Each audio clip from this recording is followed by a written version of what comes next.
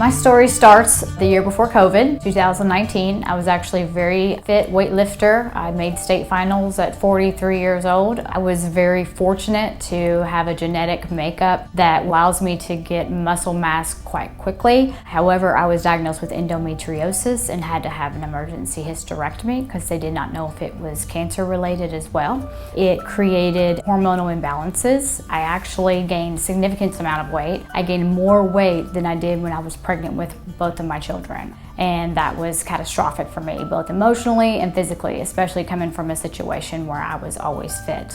I tried the ageRejuvenation process. The program turned out to be phenomenal. I used the semaglutide and was able to lose 26 pounds. Now I am able to fit in my clothes a little bit better, but I can officially start weightlifting back again next month, and so I'm super excited about that.